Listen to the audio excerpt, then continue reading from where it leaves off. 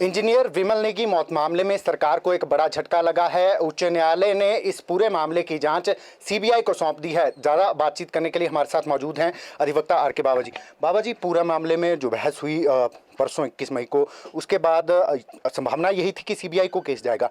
न्यायालय में न्यायाधीश ने क्या कहा है पूरे मामले में? जो हमने पिटीशन में ग्राउंड्स लिए थे, उस ऑलमोस्ट सारे ग्राउंड्स के ऊपर माननीय न्यायालय ने हमारे साथ एग्रीमेंट किया है।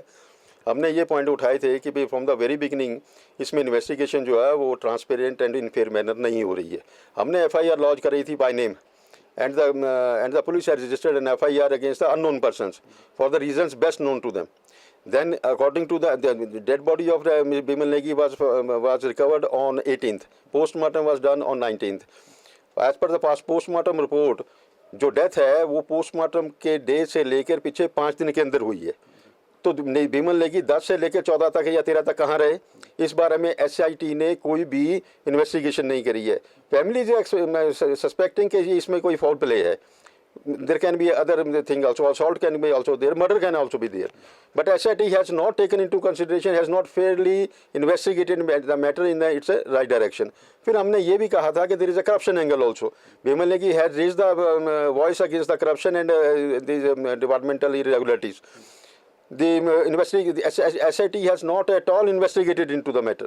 Then from the very beginning, from the day one, the family is saying that the investigation is not fair and transparent.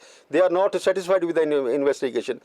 Still, the government goes on to make a statement that परिवार जो है वो investigation से satisfied है. That was wrong. And various other things हुई जिसमें जो है फैमिली को ये लगा कि भाई ये इन्वेस्टिगेशन जो है फेयर एंड ट्रांसपेरेंट नहीं है and they will not get the justice. That's why they had filed this petition before the honourable court and we raised all the points right from the you can say beginning till the end till आज की date तक जो है। Then there is a affidavit of DGP, then there is inquiry report of the ACS and affidavit of the ACS. Taking into consideration all the material on the record, the court has come to the definite conclusion that the inquiry is not transparent and fair, and it is a fit case where the inquiry should be transferred to this investigation should be transferred to the CBI. Police अधिकारियों की आपसी जो है वो जिसको कह सकते हैं, जो कोर्ट ने भी पॉइंट आउट किया था कि आपके अपने ग्रीवेंसेस की वजह से न्याय नहीं मिल पा रहा है, ये चीज़ें भी सामने आई।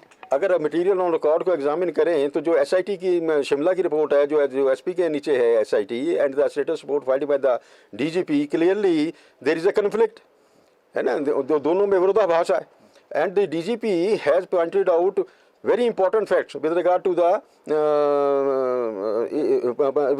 the illegalities committed by the SIT during the course of investigation. When DGP himself is not satisfied, when the head of the department of the police department of Himachal Pradesh is not satisfied and he says that the inquiry is not fair, and ACS is also saying that the man was illegally harassed. Under these circumstances, the Honorable Court, relying upon the material on the court, has rightly ordered it to transfer to the CBI. क्या साक्ष्यों के साथ भी छेड़छाड़ करने का इसमें जो this is clear even from the report of the status report of the DGP that the pen drive and the other electronics evidences and the clinching evidences were tampered with. Those were tampered with, and the evidences were not collected in a manner in which they should have been collected.